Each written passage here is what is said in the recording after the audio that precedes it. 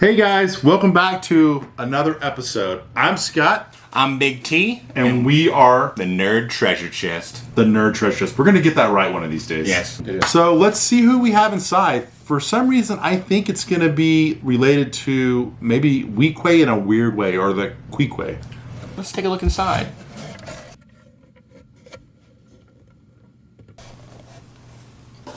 Ooh. This is a very interesting character. We has purchased from Target for $2.79 Nikto. This is one of Jabba's henchmen.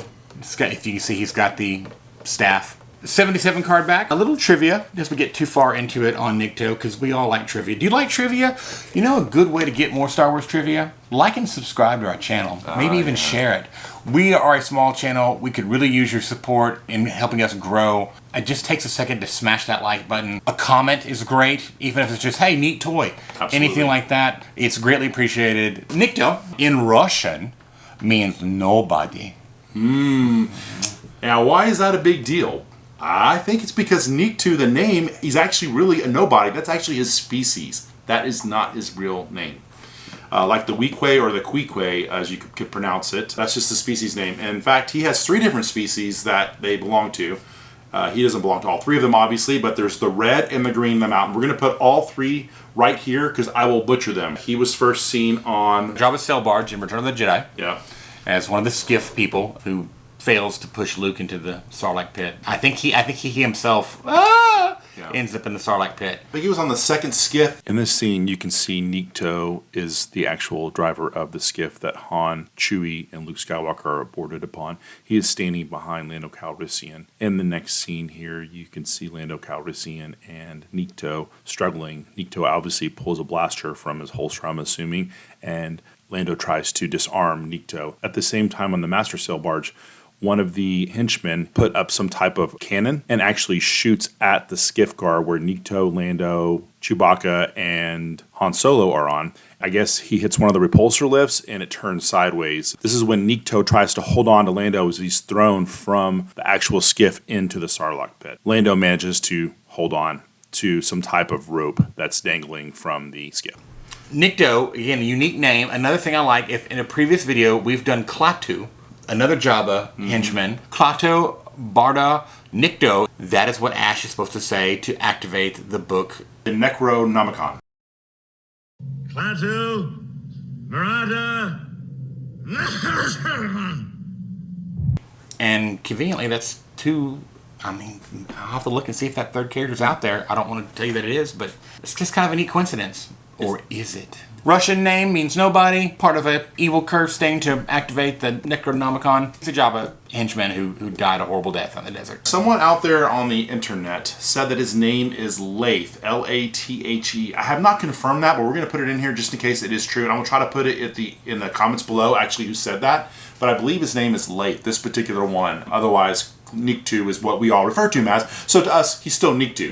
Yeah. Just like with Queequay. That's the species name, because I think everyone's favorite character, Hondo, from Rebels and so forth, is a Queequay, if I'm not mistaken. His homeworld is Kentan, and Jabba the Hutt enslaved his entire world. That's the reason why you see so many of the Niktos on and around Jabba's palace, because they're all slaves, and then he put some of them actually as guards and bodyguards and henchmen and stuff like that, and smugglers. So he actually gave them a life, even though he didn't enslave them. He actually let them do professions as well. Because the Hutts are slavers. Yeah, they are complete slavers. Yeah.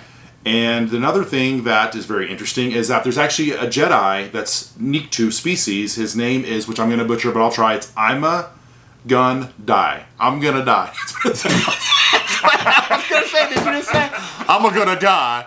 That's what it sounds like. I'm gonna die. Seriously. Like IMAGUNDI. I'll put it right here. But anyways, it's a Jedi. If he were a Jedi, he would have been during the prequels. This guy fetches anywhere from 85 to 200 on a good card. This still has the punch intact. So this one might pull up $200 on the upper end. It's very, very good quality. There's no dents, no bruises. It'd probably be a 9. No dings. And the 770 back, this one features the 2 Ewok, the Max rebrand, and the Rancor on the back. And previous ones you had to send off for the Emperor, but now, if you notice, figure number 7 here is the Emperor. So at that point in time, after all the time you spent money sending off the Emperor. I guess he was for sale. Sure. Later on, I don't know. I got mine to the send off. But yeah, so Nikto, not a lot of little fun facts about him. An interesting figure, like a lot of them are. The Jabba henchmen all have a little backstory somewhere, and it's kind of cool to be able to pull out some of them. Yeah, and like the Jawas or the Sand People, you could have a couple of these because they actually were all over the place. You know, as Jabba's bodyguards and stuff. So if you ever somehow made a Jabba sail barge or had a skiff and you dug a hole in your backyard, it'd be your Sarlacc pit. Not that I did that. So, like, in some of the other characters we talk about, their staffs and weapons, actually, I just realized this, thank you to Wikipedia and their contributors, that they use a lot of technology which are called vibro axes, vibro swords, not vibro axes, vibro staffs, I believe. And what it was the actual axe would have this technology that vibrated, and it actually make the edge vibrate at the end, and it actually makes the dealings more lethal, which is very interesting. I didn't know that. That obviously came way after the movies because all through the canon and the whole research and the people that made the stories.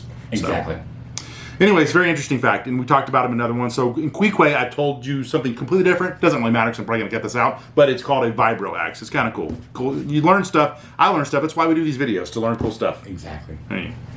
So, like all of our fun little Star Wars toys, we're going to put it back in the nerd treasure chest for safekeeping. Ooh, secretly located. No one knows where the nerd treasure chest is. All right, guys. Well, thanks for watching.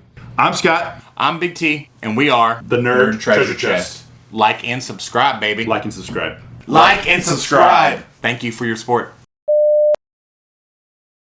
Yeah, it's this endless treasure chest. You know how like all these people, which I'm very envious of, they have these gigantic walls with all of their stuff back behind it.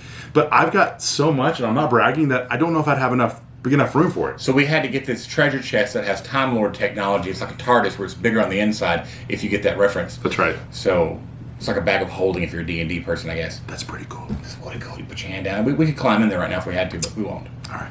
Jar Jar, he would have been a Jedi. His name would have been Use a People Gonna Die. That's only $85. I'm Big T. I'm Scott. Utini! Utini! The Nerd Treasure Chest. Nerd Treasure Chest. That's us. Welcome to the Nerd Treasure Chest portal. Which path will you choose?